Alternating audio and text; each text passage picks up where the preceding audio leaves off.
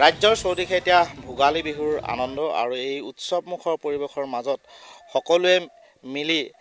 এসাঁজ খোৱাৰ আনন্দ সকলোৰে এইটো পৰিকল্পনা পুৱাৰে পৰা মাছ কোনোবাই মাছ কিনিছে কোনোবাই মাংস কিনিছে আৰু সেই পৰিৱেশৰ বিপৰীতে আমি ডিব্ৰুগড় জিলাৰ এখন গাঁও যিখন গাঁৱৰ শতিকা পুৰণি যিখন গাঁও আৰু সেই গাঁওখনত আজি কিমান বছৰ ধৰি মেজিৰ জুই জ্বলা নাই বা সমজুৱাভাৱে ভোজ ভাত খোৱাৰ যি চৌকাৰ জুই জ্বলা নাই গতিকে আমি সেই গাঁওখনলৈ আহিছোঁ আৰু গাঁওখনত কিয় মেজি জ্বলোৱা নহয় একেলগে ভোজ ভাত খোৱা নহয় সেই পৰিৱেশটো কিয় হ'ল এই সম্পৰ্কে আমি জানিবলৈ চেষ্টা কৰিম যিহেতু সমগ্ৰ ৰাজ্য এতিয়া ভোগালীৰ আনন্দত এক প্ৰকাৰ ডুব গৈ আছে গতিকে মই গাঁওবাসীৰ পৰা জানিবলৈ চেষ্টা কৰিম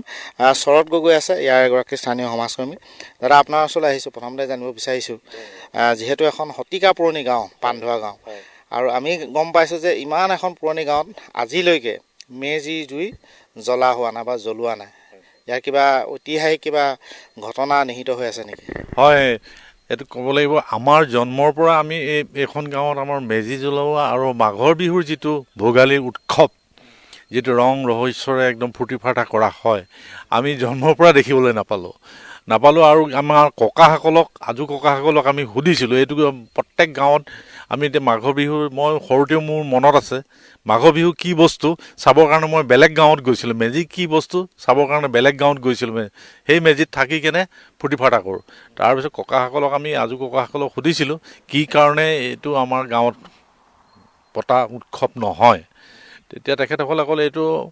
মানে আমাৰ এটা দুৰ্ঘটনাবশতঃ কিবা এটা ঘটনা ঘটিল গতিকে এইটো পৰ্যায়ক্ৰমে আমাৰ গাঁওখনত এই পানধোৱা গাঁওখনত ঐতিহাসিক বুৰঞ্জী প্ৰসিদ্ধ গাঁও এখন পানধোৱা গাঁও আৰু এই গাঁওখনত মানে এই উৎসৱটো পতা নহয় গতিকে মই কোৱাতকৈ আমাৰ গাঁওখনৰ প্ৰতিটো মুহূৰ্তত আমি পৰামৰ্শ লওঁ আৰু বৰ্তমান তেখেত অৱসৰপ্ৰাপ্ত এজন শিক্ষক আমাৰ প্ৰতিটো সমাজৰ কামৰ কাৰণে আমি তেখেতৰ পৰামৰ্শ লৈ কিনে এই গোটেই তথ্যখিনি ক'বৰ কাৰণে মই মোৰ জ্যেষ্ঠ ৰমেন বৰুৱাদেৱক সুধিলেই ভাল হ'ব বুলি মই ভাবিছোঁ আমি ৰমেন বৰুৱা ছাৰৰ কাষলৈ আহিছোঁ আৰু ইমান এখন পুৰণি গাঁও এখন ঐতিহ্যমণ্ডিত গাঁও বুলি ক'ব লাগিব আৰু আমি এতিয়া আজি উৰুকাৰ দিনটোত গোটেই অসমতে এটা উখল মাখল পৰিৱেশ কোনোবাই পুৱাই গৈ পুখুৰীত গৈ মাছ ধৰিছে নদীত গৈ মাছ ধৰিছে কোনোবাই বজাৰৰ পৰা মাছ ক্ৰয় কৰিছে সকলোৱে লগে মিলি এসাঁজ খোৱাৰ যিটো আনন্দ সেই আনন্দৰ পৰিৱেশটো আপোনালোকৰ পানধোৱা গাঁৱত আজি দেখিবলৈ পোৱা নাই এইটো আজিৰ কথা নহয় এইটো কেইবা বছৰ পুৰণি কথা গতিকে সেই যিটো ঐতিহাসিক যিটো ঘটনা বা এই বিষয়ে আপুনি কি ক'ব বিচাৰে ধন্যবাদ জয়তে মই আপোনালোকক ভোগালী বিহুৰ শুভেচ্ছা জনাইছোঁ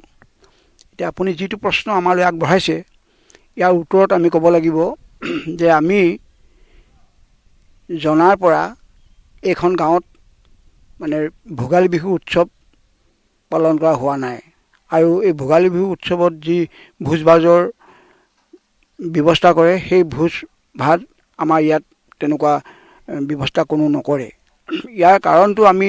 যদি আপুনি মোক সোধে তেতিয়া আমি ক'ব লাগিব যে আমি আজিৰ পৰা অন্ততঃ 350 বছৰ আগৰ পৰা এইখন গাঁৱত তেনেকৈ মেজি নজ্বলাই বা